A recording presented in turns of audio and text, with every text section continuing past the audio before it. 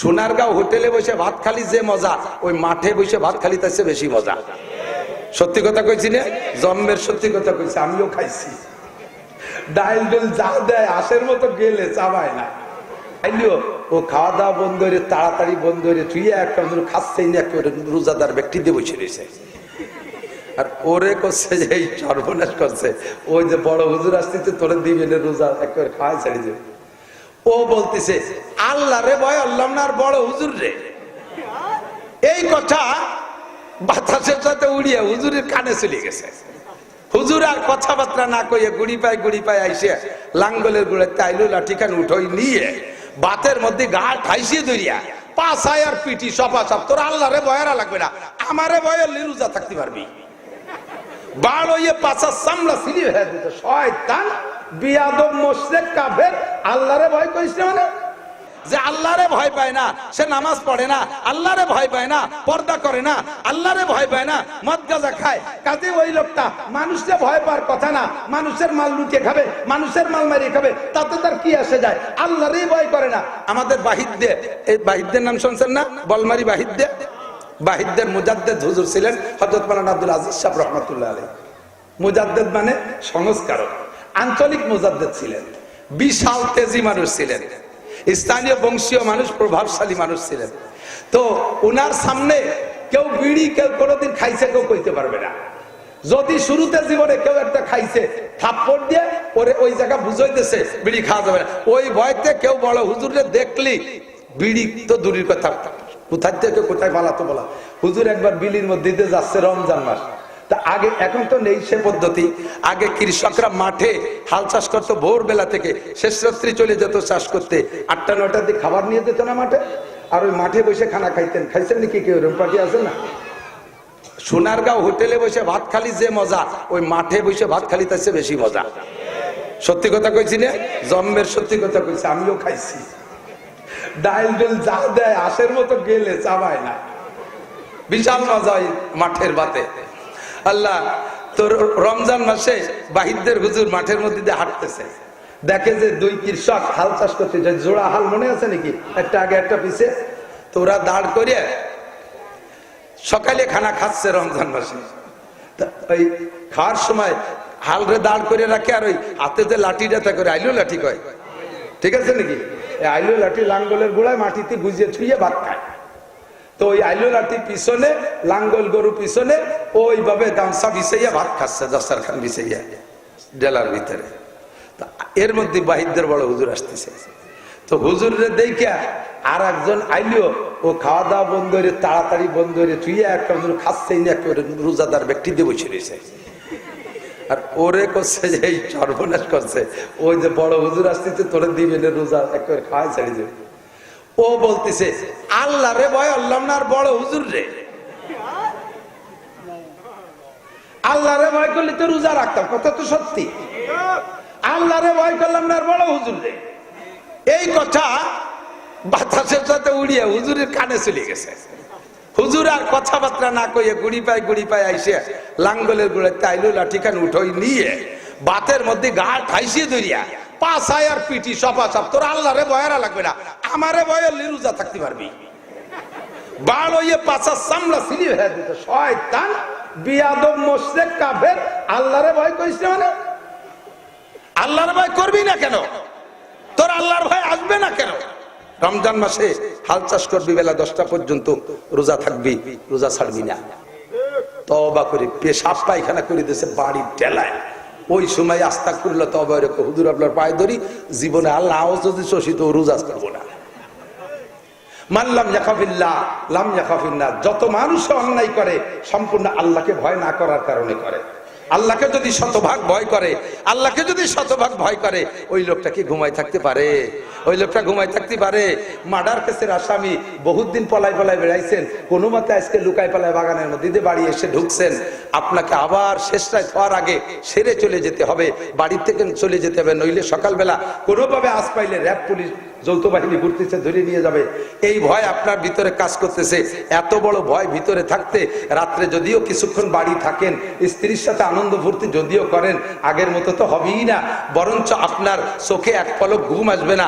কারণ ঘুমোয় যদি যাই, উঠতে যদি না পারি, তাহলে সকালবেলা র্যাবে ধরে নিয়ে যাবে। এই ভয় অন্তরে বিরাজ করে কি করে না? আর ওই ভয় সারাটা রাত ঘুম হয় না। দুনিয়ার র্যাব আর পুলিশের ভয়তে যদি তোমার রাত্রে ঘুম না হয়, আহকামুল হাকিমের সামনে দাঁড়াইয়া 4টি প্রশ্নের জবাব দেয়া লাগবে। বুড়ো 70 বছর সময় কোথায় লাগাইছো? যুবক যৌবনকালটা কোথায় কাটাইছো? এই অর্থবিদ যারা আছো, এই সম্পদ যা কামাই করেছো, মিনাইন ইকতাসাবা ফিমা আনফাকা, জনগণের হক মারি দিয়ে, তাই যে তুমি মসজিদ বানাই দিছো, তাই যে তুমি কাবাঘর বানাইছো, তাই যে তুমি মাদ্রাসা বানাই দিছো, তোমার কাছে হারাম টাকা আমি চাই নাই। এই তুই কষ্ট করে কামাই করে আবার হারাম জায়গা খরচ করছিস, সারা দিন ভরে ভ্যান চালাইয়া সপ্তাহে শনিবারে যে বেরাকের টাকা কিস্তি পরিশোধ করিস, কামাই করছিস হালাল ভাবে, খরচ করিস হারাম ভাবে, এই সমস্ত উল্টো পাল্টা কেন করছিস? জবাব আল্লাহর কাছে দেওয়া লাগবে কি লাগবে না? কথা বলেন লাগবে। এই ভয় যার অন্তরে আছে, ওই লোকটাকে এই অন্যায়গুলো করতে পারে, এই অন্যায় করতে পারে। আল্লাহ পাক তখনই বলেন, ওয়ালাউ আন্না আহলাল কুরা আমানু, যদি তুই আমাকে 100 ভাগ বিশ্বাস করিস, আর ওয়াত্তাকাও, আমাকে যেমন ভয় করা দরকার ওই রকম ভয় যদি তোর অন্তরে থাকে, তাহলে তুই নামাজ ছাড়বি না, তুই রোজা ছাড়বি না, তুই হজ ফরজ হইছে ছাড়বি না, যাকাত ফরজ হইছে না দিয়া পারবি না, দাড়ি গজাইছে কোনোদিন কাটতে পারবি না, তোর মুখের দাড়িতে খুর লাগাবি তো বিশ্ব নবীর কলিজায় খুর লাগাইলি, তোর মুখের দাড়িতে খাটো করার জন্য কেচি লাগাইলি, বিশ্ব নবীর কলিজায় তুই কেচি লাগাইলি। বেপরদা করবি, আল্লাহর হকের মাথায় বাড়ি মারলি, সুন্নাত তরক করলি, নবী পাকের মাথায় বাড়ি মারলি, এত বড় অন্যায় করবি, আর তুই আমার কাছে রহমত আর বরকতের আশা করিস, জীবনে সম্ভব না বান্দা। তুই আমি আল্লাহকে ভয় কর, আর আমার শরীয়তের বিধানগুলো মেনে চল, আমাকে তুই বিশ্বাস কর। আমি তোর জন্য রেখেছি কি জানিস? এই আমি তোর জন্য রেখেছি আসমান থেকে বরকত, আর আসমান থেকে রহমত, আর জমিন থেকে বরকত। এই রহমত আর বরকতের জন্য তোমার আলাদা মোনাজাত করা লাগবে না, আলাদা খতম পড়ানো লাগবে না, মৌলবীকে ডাইকা বাড়ি নিয়ে মিলাদ পড়ানো লাগবে না, কিচ্ছু করা লাগবে না। আমি আল্লাহর পর ওয়াজিব হইয়া যায় তোমার সব চাহিদা পূরণ করা। বান্দা তোমার বিশ্বাস না হয়, সাহাবাদের ইতিহাস বাদ দাও, তাবেঈনদের ইতিহাস বাদ দাও, আগের নবী রাসূলদের ইতিহাস বাদ দাও, নগদে 22 সাল 23 সাল 24 সাল চলে, 22 সাল 23 সাল 24 সাল, এই 2.5 বছর তুমি একটু চোখ লাগাও, পয়সা থাকলে একটু কষ্ট করে যে দেখেছো আফগানিস্তান, যাও আফগান দেখে আসো, পেপারে পড়ো, সোনার বাংলাদেশ, আমার স্বাধীন বাংলাদেশ। বাংলাদেশের মাটির মধ্যে এত উর্বর মাটি পৃথিবীর অন্য কোন জায়গা নাই। এই মাটিতে আদম আলাইহিস সালামের অবতরণ ঘটেছিল, এই ভারতবর্ষের শরণদ্বীপে হযরত আদম আলাইহিস সালামের আবির্ভাব হয়েছিল, উনি ওখানে এসেছিলেন। ওনার আগমনের কারণে এই ভারতবর্ষের মাটির ভিতরে আল্লাহ জান্নাতি বরকত দিয়ে দিয়েছে। মাঠের থেকে ধানের বোঝা মাথায় করে বাড়ি আসি, জাকিতের রাস্তায় যদি ধান পইড়া যায়, পড়ে না? ধানের বোঝা, পাকা ধানের বোঝা মাথায় করে রাস্তায় জাকিতি পড়ে না? এই ধান মাটিতে পড়ে রয়েছে, যদি মুরগিতে কাকশালিকে খেয়ে না ফেলে, ও মাটির মধ্যে জায়গা করিয়ে নিতে পারে, কিছুদিন পরে একটু পানি পাইলে অনায়াসে একা একা গজায় যায়। গজায়, সার দেয়া লাগে, কীটনাশক দেয়া লাগে, কিছু দেয়া লাগে না, বৃষ্টির পানি পড়লে একা একা গজায় যায়। ছাগল গরুতে খাইয়ে না ফেললে ও একা একাই বড় হয়ে যায়, কিচ্ছু দেয়া লাগে না, ওর গোড়ায় দিয়ে আরো 7টা গাছ হয়ে যায়।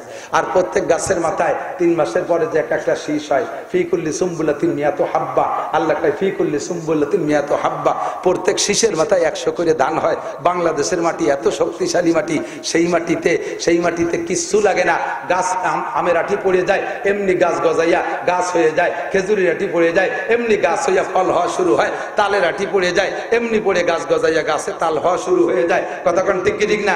ও দোস্ত, সেই আফগানিস্তান এ পাথরি দেশ, মরুভূমির দেশ, সেই দেশে আগে যে গাছ ছিল 40টা বছর যুদ্ধ করছে, 20 বছর রাশিয়ার সাথে, আর 20 বছর ন্যাটো বাহিনীর সাথে। আমেরিকা হলো ওদের আমিরে শরিয়ত, আমিরে শয়তান। আমেরিকা কি?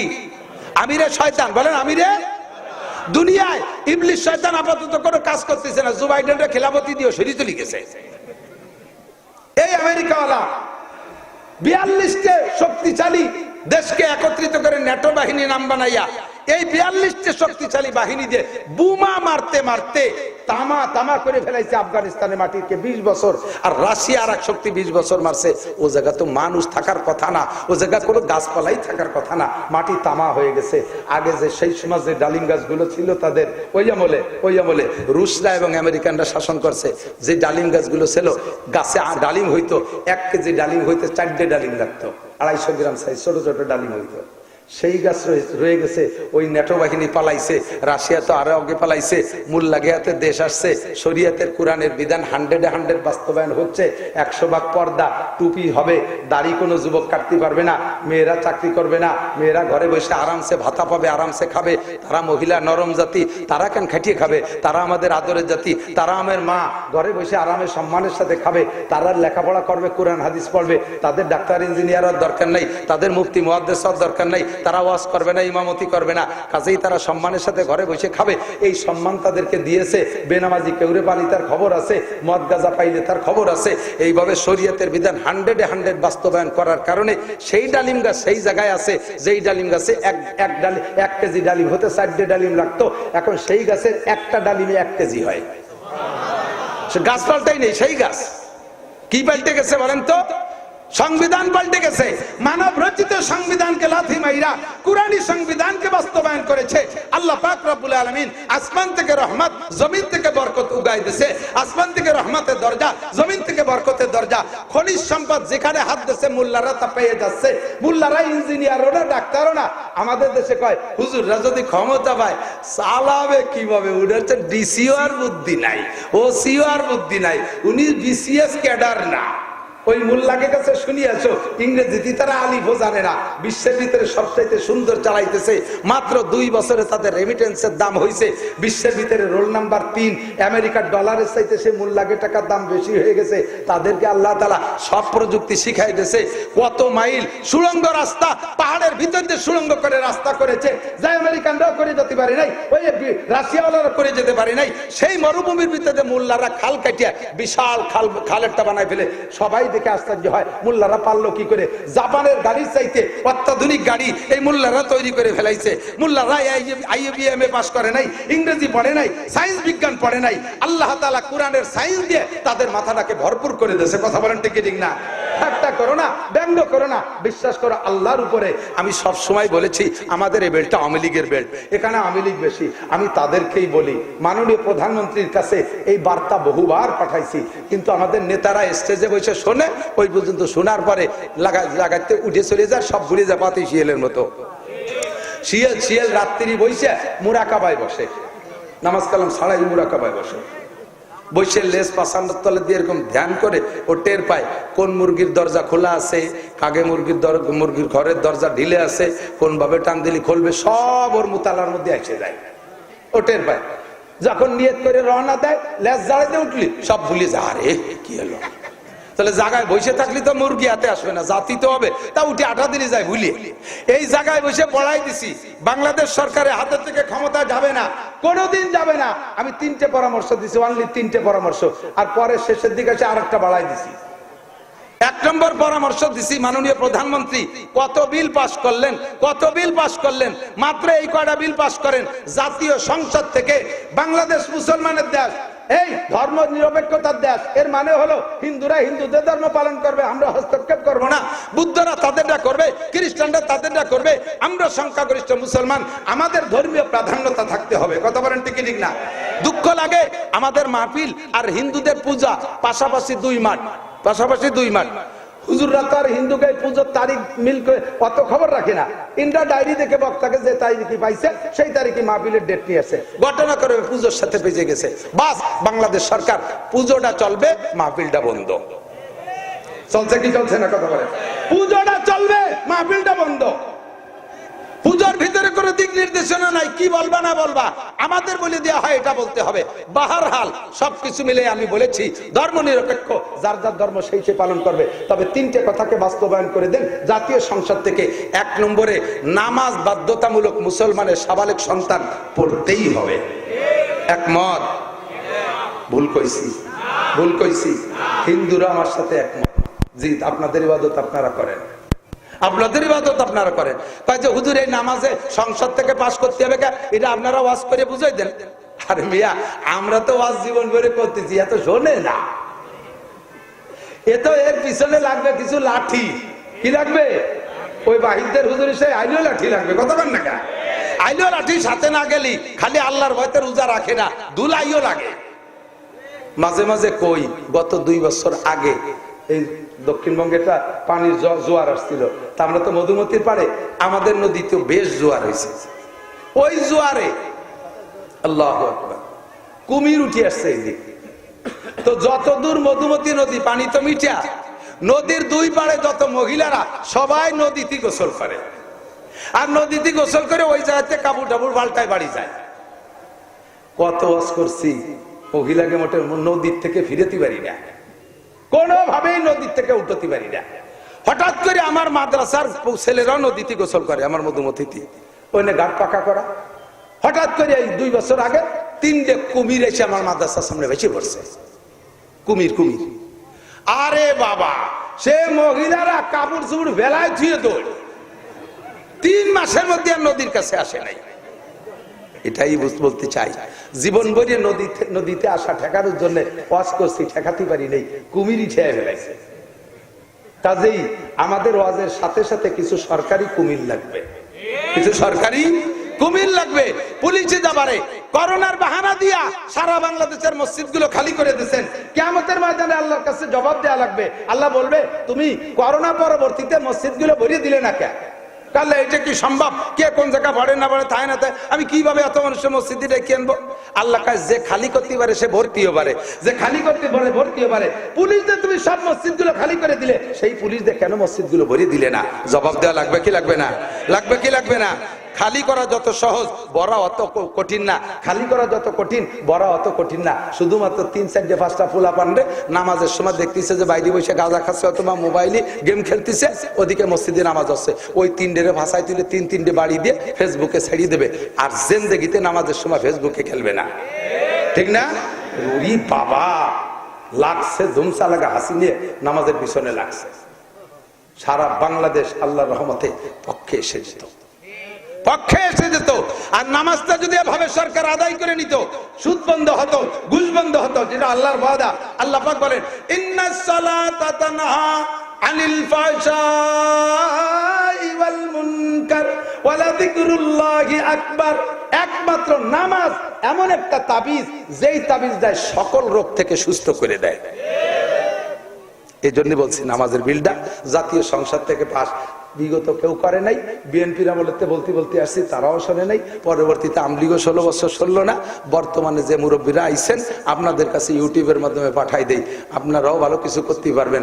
এই তাড়াতাড়ি বিলটা পাস করে দেন। কত বিল পাস করতেছেন, কত বৈষম্য দূর করতেছেন, কাজেই একটা বৈষম্য দূর করে দেন। নামাজের বিল পাস করলে আপনারা একমত কারা কারা? মন থেকে, মন থেকে, মন থেকে উঠাইছেন? মন থেকে। যদি সরকার বিল পাস নাও করে, আপনারা হাত জায়গায় সমর্থন করার কারণে সারা বাংলাদেশের 18 কোটি মানুষ নামাজ পড়লে যেই নেকি হবে, এ আপনারা পেয়ে যাবেন ইনশাআল্লাহ। আল্লাহ তাআলা কবুল করুন। 2 নম্বর দাবি করছিলাম সরকারের কাছে, পর্দাটারে বিল আকারে পাস করে দেন। পর্দা হোক, পর্দা হোক। আমরা পর্দা রস করিতে পারতেছি না। আমরা এদিকে পর্দার ভিতরে আটকাই, ওদিকে আরেক দল পর্দা ফাটায়, সে পর্দায় ব্রিজ দিয়ে দিয়েছে। আমরা পর্দা খাল কাটি, আর ওদিকে পর্দা ব্রিজ। কিভাবে আমরা পর্দা করাবো? লাগবে জায়গা লাঠি। কি পর্দা দিয়ে কি করতে হবে? তাহলে পর্দা করলে তো মেয়ে ছেলেরা চাকরি করতে পারবে না। হ্যাঁ, কে বলছে চাকরি করতে পারবে না? পর্দা করলে মেয়েরা স্কুল কলেজে পড়তে পারবে না? বলছে কে? সিস্টেম শিখাই দেই, প্রাইমারি সেক্টর পর্যন্ত সহশিক্ষা থাকবে, নাবালিগ থাকে, ওরা একসাথে পড়বে। হাই সেক্টরে চলে গেলে মেয়েদের হাই স্কুল আলাদা, ছেলেদের হাই স্কুল আলাদা। অসুবিধা আছে? প্রেম প্রীতি চলবে না। মেয়েদের টিচার হবে মহিলা, মেয়েদের টিচার হবে মহিলা, আর ছেলেদের টিচার হবে পুরুষ। ছেলেদের ভিতরে মেয়ে শিক্ষক, ছেলেদের ভিতরে মেয়ে শিক্ষিকা থাকবে না, মেয়েদের ভিতরে পুরুষ শিক্ষক থাকবে না। প্রত্যেকে আলাদা আলাদা পড়বে। গার্মেন্টস ভাগ করে দেন, মেয়েদের গার্মেন্টস আলাদা, পুরুষদের গার্মেন্টস আলাদা। পুলিশ ভাগ করে দেন, পুরুষ পুলিশ থাকবে এক বেড়াকে, মহিলা পুলিশ থাকবে আলাদা আলাদা বেড়াকে। প্রমাণ যদি পাইতে চান, যারা সৌদি থাকেন তারা একটু সাক্ষী দেন, সৌদি যারা থাকেন তারা সাক্ষী দেন। আমি হেরেমের মধ্যে পুলিশ দেখছি, প্রথম চিনতে পারি না। বিদেশি মহিলারা তো বোরকা পরে করে হজে গেছে, কিন্তু এই বোরকা আর সেই বোরকা এক না। এই কিছু মহিলা দেখি হাতের বাইরের হাত টান করলে 2 পাশে আরো 1 হাত করে বেশি হবে কাপড়। এত ঢিল। এই বোরকার মধ্যে মানুষ আছে না, খালি বোরকা এটি বেরোচ্ছে তা বোঝা যায় না। বোরকার উপরে এখানে মনোগ্রাম, খেজুর গাছের তরবারি। আমি প্রথম বুঝতে না পারি, আমার মোয়াল্লিমকে বলে এরা কারা, পার জানেন না, এটা তো মহিলা পুলিশ, হেরেমের মধ্যে ডিউটি করতেছে, মহিলা সেক্টরে। মহিলারা যেখানে নামাজ পড়ে ওখান দিয়ে ডিউটি। হাজী সাহেবরা থাকলে বলেন সত্যি কথা বলছি না বলছি? দেখছেন কি দেখেন না? একটা পুরুষ, একটা মহিলা পুলিশের ড্রাইভারও পুরুষ না, মহিলা পুলিশের গাড়িও চালাবে মহিলা পুলিশ। পুরুষ পুলিশের গাড়িতে কোনো মহিলা নেই। এই পুরুষ পুলিশরা কোন কোন ঘরে থাকে, মহিলা পুলিশরা তো জানে না। মহিলারা কোথায় থাকে, পুরুষরা তো জানে না। এটা যদি ওখানে করা সম্ভব হয়, এখানে কেন সম্ভব হবে না? ও জায়গার পুলিশ রে, বোরকার মধ্যে মানুষ আছে না, খালি বোরকা ঘুরিয়ে বেড়ায়, চিনি না। আর বাংলাদেশে নামি এয়ারপোর্টের মধ্যে দেখি আল্লাহু আকবার, পিছন দিয়ে চেনা যায় না পুরুষ পুলিশ না মহিলা পুলিশ। চিনতে হলে সামনে যা লাগে, পিছন দিয়ে পুরুষটাও যেমন মহিলাটা সেরকম একই টাইট পরা। কতক্ষণ রাতের বেলা মহিলা পুলিশ আর পুরুষ পুলিশ একসাথে পেট্রোল ডিউটি করতে যায়, যায় কি যায় না? নাইট ডিউটি করে না, গাড়িতে বসা দুইজন বসে বসে আল্লাহ বিল্লি করে, সুরো হাতে আমস্ক করে, হ্যাঁ, তবলিগের ছয় উসুল মুখস্থ করায়, কি করায়, যা করায় তাই করায়। আর সেই দেশে আমরা ওয়াজ করে মোনাজাত করিয়া সময় মতো পানি আর সময় মতো ধান রসুন পেঁয়াজ রসুন ধান চাল এইগুলো চাই আনবো। আল্লাহ কয় চুপ থাক মৌলবী, চুপ থাক, এর মধ্যে হবে না, এর মধ্যে একসাথে অত হয় না, একটু সাফ কর, পরিষ্কার কর।